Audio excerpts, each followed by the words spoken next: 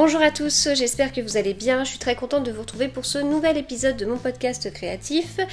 Au programme de cet épisode, beaucoup de choses, donc il va falloir être efficace, surtout que j'ai juste à côté de mon iPad, là j'ai un tissu que j'ai commencé à couper et que j'aimerais bien finir de couper, mais je n'ai pas pu faire tout comme je voulais. Voilà, c'est toujours un petit peu une organisation que vous ne voyez pas forcément, et c'est tant mieux que vous ne le voyez pas, mais voilà, donc on va essayer de chercher l'efficacité aujourd'hui. Alors, je vous parlerai de ce que je porte. Au niveau des actus, je vous parlerai d'une soirée que j'ai faite chez Artezan vendredi soir.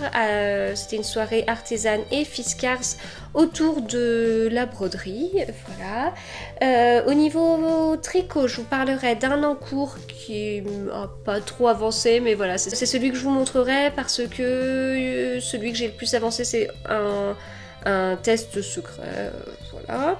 Mais au niveau tricot, je vous parlerai aussi d'un nouveau partenariat que j'ai, ainsi que de laine que j'ai reçu et que je voulais vous montrer, et surtout je voulais aussi vous parler du projet que je ferai avec, parce que c'est le prochain projet que je commencerai et que je pense et que j'espère bien avancer. Au niveau de la couture, j'ai fini un projet et j'ai acheté, je vous parle pas tout le temps de mes achats tissus, mais j'ai acheté un tissu qui est par terre avec les pièces dessus, alors je ne vais surtout pas y toucher pour vous le montrer. En revanche, j'ai acheté un autre tissu, où est-ce que je l'ai mis? Oui, voilà, un autre tissu que je vous montrerai. Et puis ensuite je vous parlerai un tout petit peu lecture parce que j'ai fini un livre, et je vous parlerai aussi de jardin parce que le jardin change de couleur en ce moment et c'est bien agréable.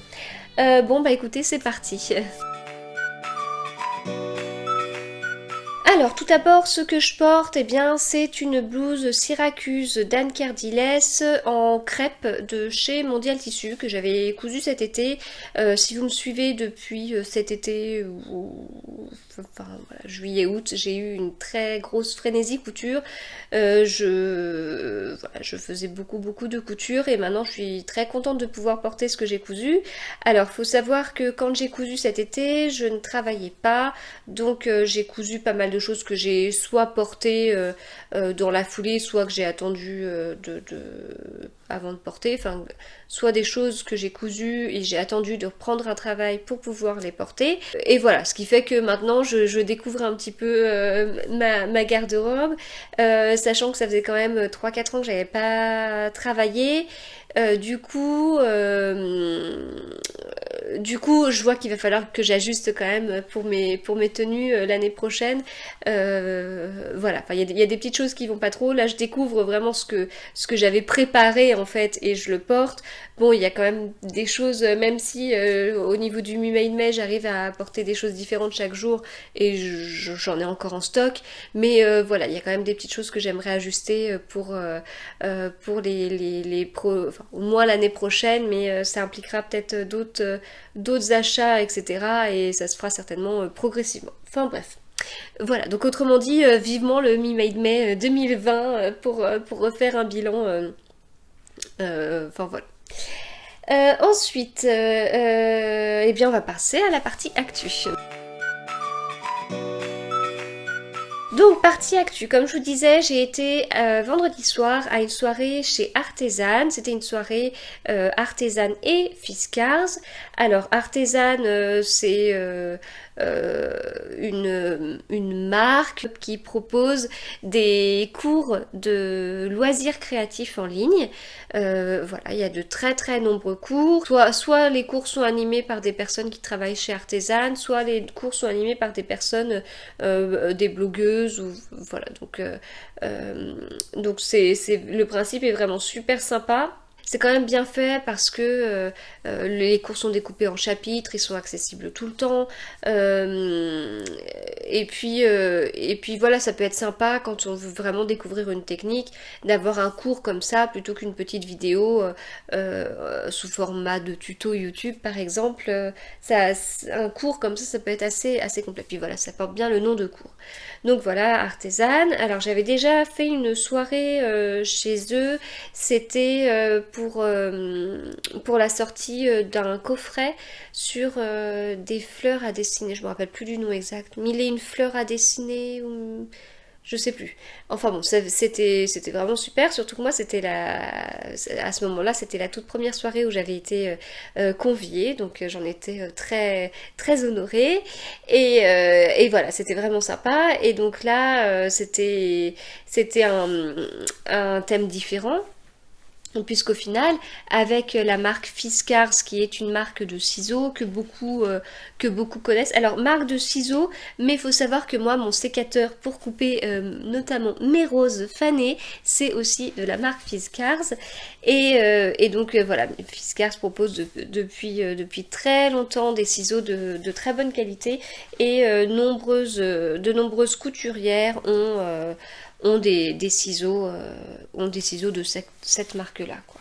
Voilà, donc c'est une marque finlandaise. Et à l'occasion de leurs 370 ans, du 1er juin jusqu'au 30 novembre, ils fêtent ça en proposant une remise en caisse, une remise immédiate en caisse, donc dans des magasins physiques, de 3,70 € sur l'achat d'une paire de ciseaux de la marque Fiskars. Voilà. Donc donc 370 ans, c'est quand même pas rien. Voilà, et donc la paire de ciseaux classique orange, la paire de 21 cm, c'est vraiment la paire de ciseaux que beaucoup connaissent. Et alors de mon côté, je vous avoue que ce n'est pas la paire de ciseaux que j'avais pour la couture, mais en fait hier soir on nous en a offert. Alors on nous a offert 2 paires de ciseaux, dont justement une paire comme ça. J'ai commencé à couper mon tissu avec, j'ai vu une sacrée différence, quoi. Voilà, c'est impressionnant. Alors moi j'avais des ciseaux voilà, des ciseaux assez basiques. Alors j'étais quand même pas sur la paire de ciseaux Ikea, mais pas loin. Enfin c'était quand même une paire spéciale. Une paire de ciseaux spécialement fait normalement pour couper du tissu, mais on n'est quand même pas sur la même chose. Voilà, ça coupe tout seul, donc voilà, c'est vraiment très très agréable. Et puis ils font vraiment de très très nombreuses paires de ciseaux, etc., dont une paire, on nous a montré une paire de ciseaux où en fait on a le bout tout plat ici, puis en fait ça permet de se poser sur le sol, et ensuite on vient couper, mais en ayant nos ciseaux comme ça qui restent sur le sol, enfin sur le sol ou sur une surface plane, hein, sur une table. Donc ça serait quand même assez pratique. Et puis leur paire de ciseaux existe aussi pour gaucher. Voilà, et donc la paire qu'ils nous ont offert, donc voilà, c'est une paire comme ça. Et en fait on a eu la chance d'avoir notre paire de ciseaux gravée, vous voyez, avec notre prénom et notre pseudo. Voilà, donc un immense merci, parce que c'est vraiment top. Et puis ils nous ont également offert une petite paire de ciseaux comme ça. Et ça c'est bien pour la broderie, parce que nous avons brodé. Alors nous avons brodé, en fait le truc c'était de broder son foulard. Donc voilà, on avait ce petit document avec à l'intérieur des schémas, des points de broderie, les fournitures, 2 motifs à broder. Donc les motifs, on pouvait les décalquer. Donc on avait une abeille et puis des fleurs. Donc voilà, chacune a fait son choix. Et puis pour le foulard, eh bien c'est des carrés de double gaze qui ont été cousus. Hop, qui ont été cousus, voilà, pour le cours. Et sur ce carré de double gaze, eh bien on a pu mettre, donc moi j'ai pas encore fini ma broderie, mais on a pu mettre en fait notre Solufix, je crois que c'est comme ça, notre papier hydrosoluble là. Notre papier hydrosoluble, donc d'abord ce papier on l'a utilisé pour pouvoir décalquer notre motif, on l'a mis sur un coin de notre foulard, et puis ensuite on a commencé à broder. Voilà, donc moi j'ai vraiment pas fini, hein, comme vous voyez, mais je vais continuer avec grand plaisir. Au niveau des points, j'ai appris, tout ça ce sont que des nouveaux points que je connaissais pas. Le remplissage des feuilles va être assez sympa. Alors, donc ça c'est génial parce que c'est un papier hydrosoluble comme ce dont je parlais la dernière fois sur la broderie que j'avais faite. Donc ça part à l'eau chaude, etc. Mais l'inconvénient c'est que c'était pas évident de choisir les couleurs parce que voilà, c'est comme mon tricot avec un jacquard, quand il faut combiner plusieurs couleurs, on n'est pas sûr que tout va bien ensemble, etc. Et on a beau mettre nos pelotes ou nos petites échevettes à côté, on se dit tiens c'est sympa, mais ça nous donne qu'une idée approximative du rendu et ça se trouve une fois brodé, une fois tricoté, ça va pas si bien que ça ensemble. Et du coup c'est là où l'envers m'aide un petit peu parce qu'en fait j'ai eu des doutes sur le rose là, le dernier rose que je suis en train d'utiliser, j'avais peur qu'il ressorte pas assez et en fait je trouve qu'il ressort vraiment très bien. Donc c'est un envers, donc c'est pas top, hein. Surtout que moi je suis pas une grande brodeuse, hein. C'est la première fois que je faisais tous ces points. Et puis la première fois que j'ai vraiment fait des broderies assez classiques, c'était ce que je vous ai présenté la semaine dernière.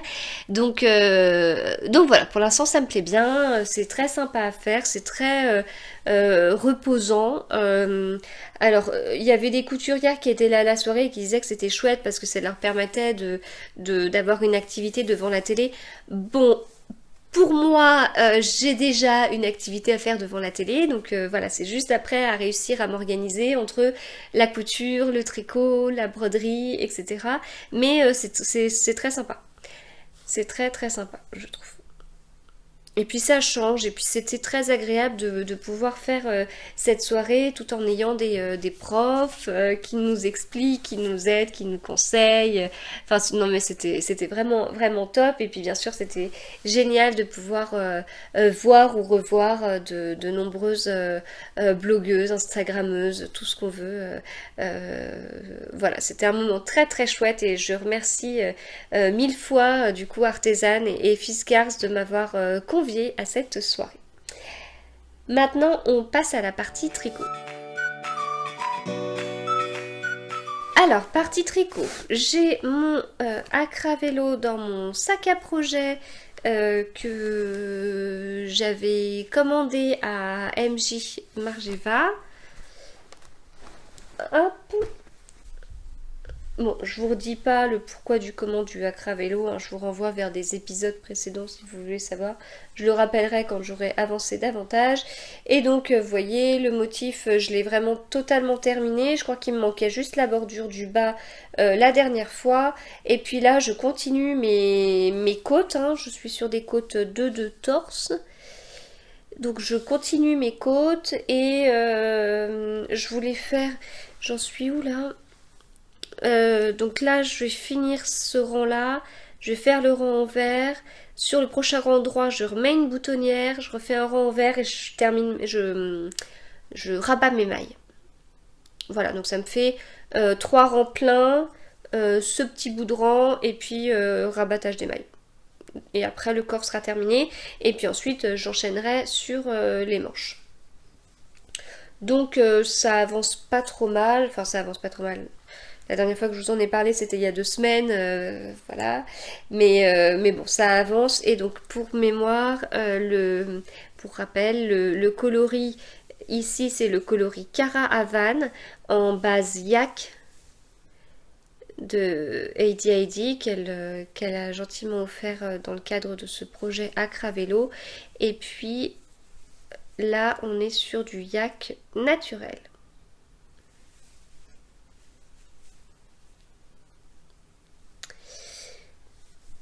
Hop. Je regarde, j'ai l'impression d'avoir fait une erreur.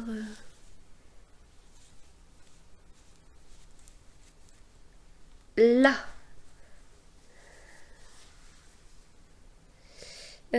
Non, c'est bon.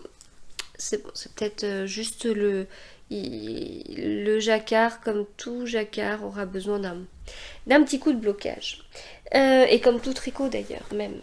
Voilà, donc ça c'est l'encours dont je voulais vous parler. L'autre encours, comme je vous ai dit, je vous en parle pas. Euh, c'est un test secret, donc c'est pour ça que j'en parle pas. Mais de toute façon, il va être quasiment terminé. Enfin, je pourrais pas vous le montrer tout de suite, mais je compte le terminer là dans les prochains jours et j'enchaînerai avec un projet dont j'ai reçu les écheveaux et dont je vais vous parler maintenant d'ailleurs. Donc j'ai reçu 3 écheveaux d'AD. Voilà, dans ce très beau coloris. Et du coup, dans ces écheveaux, je vais faire le Lady Margot de Langue avec Anna. J'ai tricoté qu'un seul modèle de Anna, c'est le Dandelion Cardigan que j'avais testé même. D'ailleurs, son tout premier modèle. Et puis, depuis, ça fait un peu comme les designs de Marie-Amélie. Il y a pas mal de projets que j'aime beaucoup et que je tricote pas parce que je suis prise par un autre projet qui remplace un autre projet. D'ailleurs, vous voyez, enfin, j'ai encore des choses. La semaine dernière, je vous parlais du pull Natis qui était proche de la fin. Là, je ne l'ai pas avancé du tout.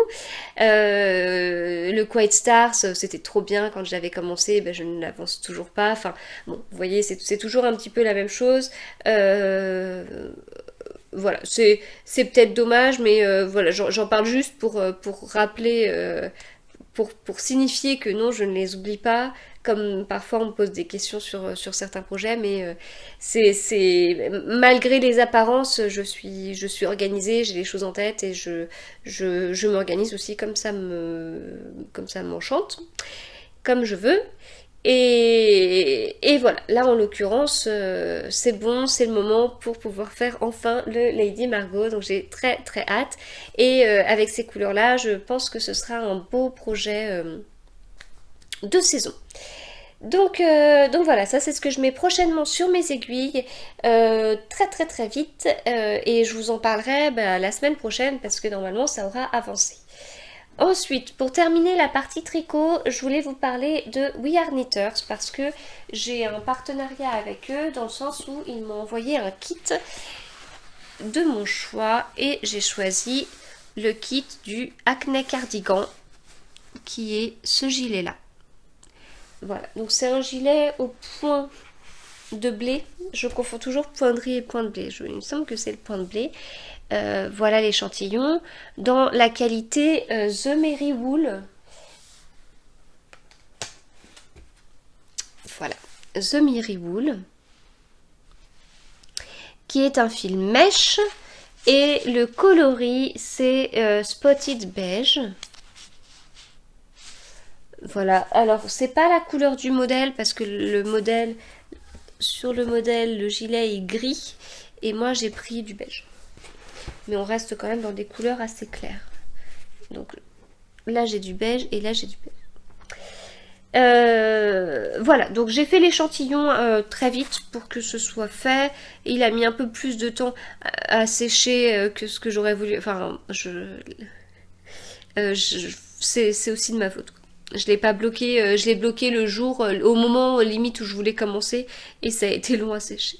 Voilà, en tout cas c'est très sympa comme rendu. Je l'ai obtenu en 4,5, donc ça me paraît bon au niveau de la taille d'aiguille. Après, à moi de mesurer pour voir s'il faut que je passe à une autre taille pour obtenir la taille que moi je souhaiterais avoir. Sinon donc ça ce sont mes aiguilles. À l'intérieur on a les explications. Donc les explications en plein de langues. Italien, allemand, espagnol, anglais et français. Et puis il y avait aussi cette pochette là. Alors dans la pochette, on a des autocollants. Et puis il y a des aiguilles pour pouvoir rentrer les fils ou coudre notre tricot. Et je trouvais ça assez rigolo. Ladies and gentlemen, it's stew time. Voilà. Si on a ça, moi je ne vois l'intérêt que pour rentrer les fils, mais ce n'est pas le seul intérêt parce qu'en fait c'est ce kit de gilet. Hop, c'est un kit pour tricoter ce gilet à plat. Sauf que moi, je ne vais pas le tricoter à plat.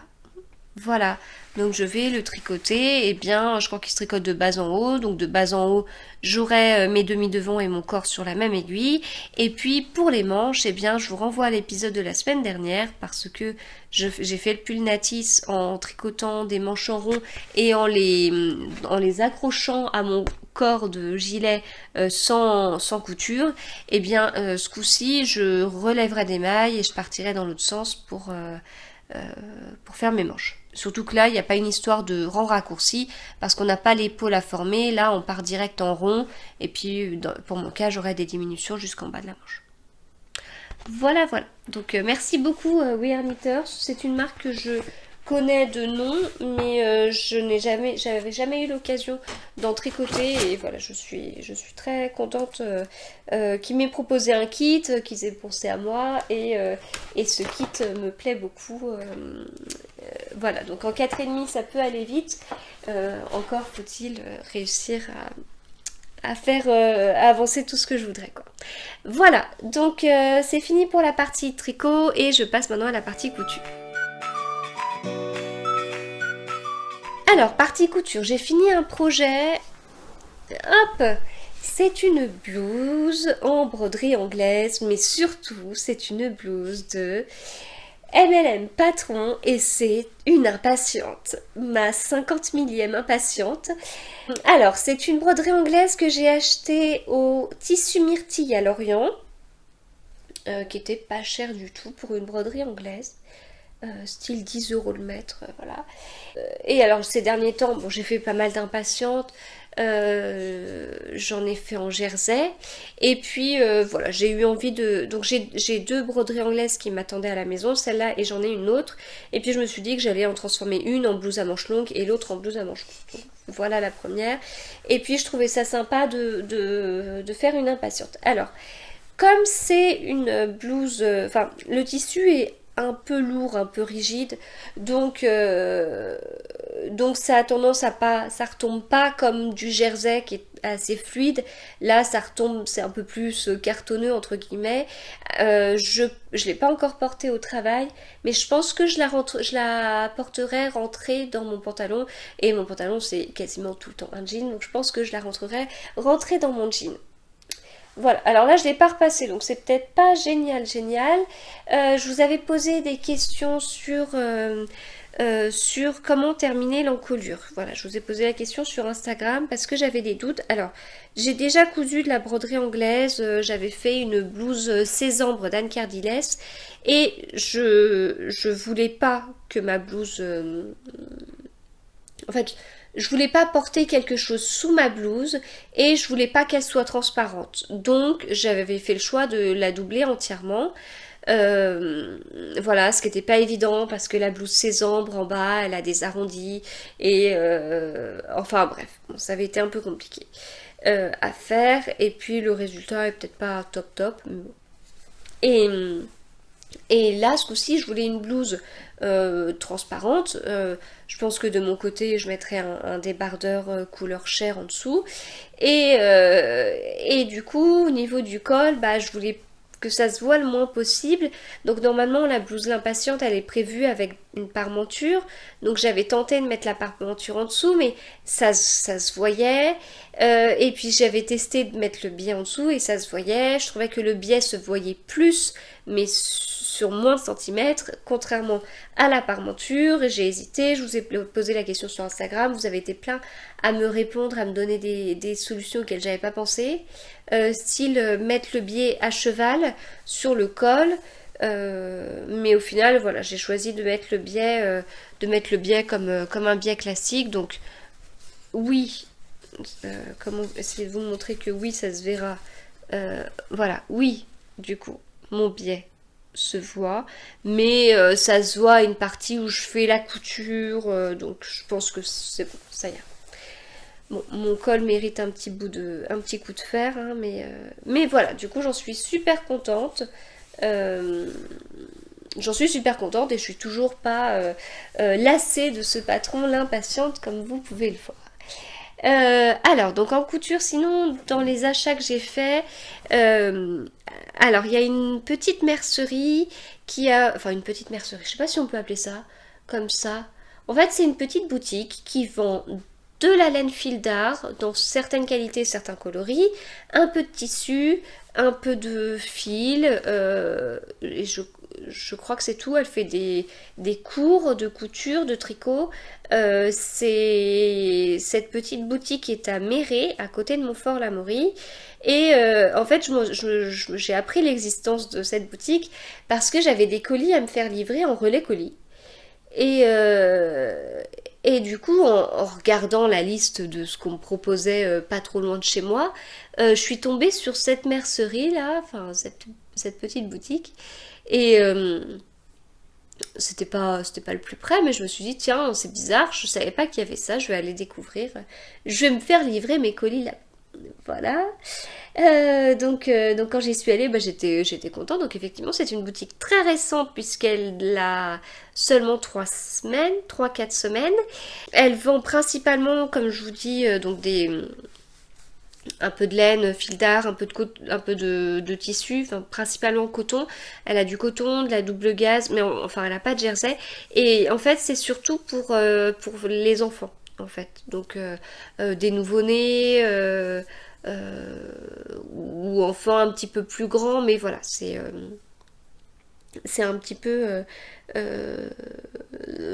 ses caractéristiques. Et du coup, en regardant, je suis tombée sur un tissu qui me paraissait pas mal du tout. Donc, en plus d'aller chercher mes colis, je suis repartie avec un petit bout de tissu. Voilà, c'est ce tissu-là, avec tous ces imprimés. Et puis, c'est fait exprès pour pouvoir les colorier. Donc j'avais bien envie de prendre ça. J'ai quelques idées. J'ai quelques idées à faire avec. J'en ai pris 50 cm, j'en ai eu pour 4,25 €. Donc les prix sont vraiment pas élevés du tout. Ce qui est à noter pour une petite boutique. Voilà. Donc je vous en parlerai davantage quand j'aurai fait le projet. Mais en tout cas, j'étais super contente de cette chouette découverte. Voilà, maintenant je passe à la partie lecture. Alors, pour la partie lecture, c'est parce que j'avais terminé un Agatha Raisin. D'ailleurs, depuis la semaine dernière, j'ai fait un petit concours avec Albin Michel sur YouTube et sur Instagram pour gagner la nouvelle série Hamish Macbeth, qui est du même auteur, de la même auteur.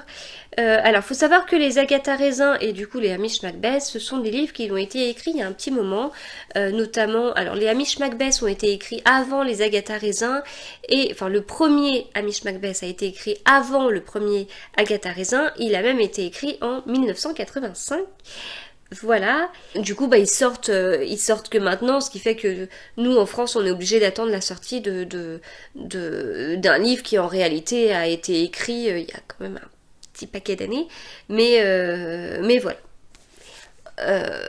Donc ça faisait un petit moment que j'avais pas lu de Agatha Raisin parce que j'en avais lu plusieurs d'affilée et je m'en étais un peu lassée. Voilà. Et du coup j'aime bien dans ce cas-là, quand je me lasse un peu, comme ce qui peut être le cas avec Charlotte et Thomas Pitt, le dernier que j'ai lu, il m'a plu bof bof. Du coup, voilà, je fais une petite pause, je lis autre chose, et ensuite je reviendrai sur la série avec plaisir. Et là, c'est ce qui a été le cas avec Agatha Raisin. J'étais très contente de la redécouvrir. Enfin, la retrouver, c'est plutôt ça. Voilà, j'étais très contente de la retrouver dans ce livre-là. Voilà, donc bon, le résumé, si ça vous intéresse, vous pouvez retrouver ça sur plein de sites internet. En tout cas, voilà, ça fait, comme je vous dis, ça fait du bien. Et puis j'ai tellement bien aimé que j'ai enchaîné avec le 14e Agatha Raisin, là c'était le 13e. J'ai enchaîné avec le 14e et je vous en parlerai quand je l'aurai fini. Voilà, et pour terminer, eh bien, nous passons à la partie jardin. Alors, partie jardin, eh bien ça faisait un petit moment que j'avais pas fait cette partie jardin malgré le fait que nous soyons au printemps, parce que nous on a eu on a eu du gel pendant un long moment et en fait le gel a bousillé pas mal de floraisons sympas comme les lilas, les prunus, etc. Et puis je pouvais admirer du coup les photos de d'autres Instagrammeuses avec de très jolies fleurs pendant que moi le jardin bof bof, j'ai pu voir et envier toutes les premières roses dans plein de jardins et moi rien jusqu'à la semaine dernière où voilà, les roses sont sorties, voilà, enfin. Et ce qui est assez marrant, d'ailleurs, je viens de me rendre compte que vous avez peut-être un épisode en moins par rapport à ce qui s'est passé. C'est que je vous avais dit quand même à un moment donné que j'avais des roses qui étaient pas loin de sortir et tout. Et on n'avait pas fini avec mon mari de tailler les rosiers pour qu'ils soient vraiment en forme pour cette année. Donc là, les rosiers, ils ont quand même quelques années au jardin, donc ils prennent de l'ampleur. Donc là, on a voulu faire une bonne taille. Et dans cette bonne taille, on a justement... Alors déjà, on a fait une taille tardive, ce qui a peut-être pas aidé les premières fleurs à sortir, même si je pense que ça leur fait du bien, ça va leur permettre d'avoir plus de roses, etc. Mais voilà, ça peut expliquer la floraison tardive. Et du coup, quand on a taillé ces jolies fleurs qui étaient prêtes à sortir. Donc mon mari les a récupérées et les a mis dans un vase, quoi. Voilà, il l'a fait sans que je m'en rende compte. Une fois qu'il avait enlevé toutes les branches par terre et tout, je lui ai dit mais mince, on aurait dû garder les roses, quoi, elles auraient fleuri dans la maison, c'est pas grave. Et puis il me dit va voir dans la cuisine, en fait il l'avait fait, il les avait gardés, il me les avait mis dans un petit pot d'eau là, et puis je m'en étais pas rendu compte. Voilà, donc là en tout cas c'est bon, les rosiers sont sortis, alors pas tous. Enfin, les roses sont sorties, pas sur tous les rosiers. Celui qui a vachement bien marché, c'est dès le début, là, c'est Marie Rose de David Austin. Je me demande si c'est pas celui l'année dernière qui était déjà en tête. Mon préféré, c'est Reine Victoria qui est sorti en deuxième. Et puis là, ça continue. Alors, les remontants, les non-remontants, tout le monde s'y met. J'ai 60 rosiers. Je sais même plus combien j'ai de rosiers. Je crois que j'en ai à peu près 60, plus ou moins, je ne sais plus, mais alors ils sont pas du tout tous en fleurs, hein. J'en sais rien, j'ai peut-être sur les 60, j'en ai une dizaine qui sont en fleurs, mais ceux qui ils le sont à fond. Je sais pas, c'est bizarre. Bon, après ils fleurissent toujours, enfin ils ne fleurissent pas toujours en même temps, etc. Mais c'est vrai que ceux qui sont ceux qui ont déjà commencé à fleurir, pour eux, ça y est, la saison elle est partie, quoi. Faut déjà que je commence à couper mes roses fanées et compagnie. Donc c'est assez amusant. Voilà. Donc je savoure. C'est un vrai bonheur de les redécouvrir. Et puis quand j'ai des journées assez compliquées ou assez longues au travail, rentrer à la maison et faire le tour du jardin, ça fait du bien. Ça fait du bien. Ça me replonge quelques années en arrière où je faisais exactement la même chose. Ça prend 5 minutes, mais ça aide à couper. Ça, plus la route, plus le trajet après le travail. Mais non, franchement, ça fait du bien. Ça fait du bien. Et puis après une grosse journée, quelques rangs de tricot, ça aide aussi. Voilà, du coup, épisode plus court, mais quand même pas mal de choses à vous dire. Eh bien, écoutez, je vous donne rendez-vous la semaine prochaine. Je peux pas vous dire d'avance ce dont je vais vous parler, même pas en couture. Il y a aucune chose qui est sûre pour le moment. Si, normalement, je vous montrerai mon Lady Margot un petit peu avancé. Voilà, je vous souhaite une très très bonne semaine et puis mercredi. Salut!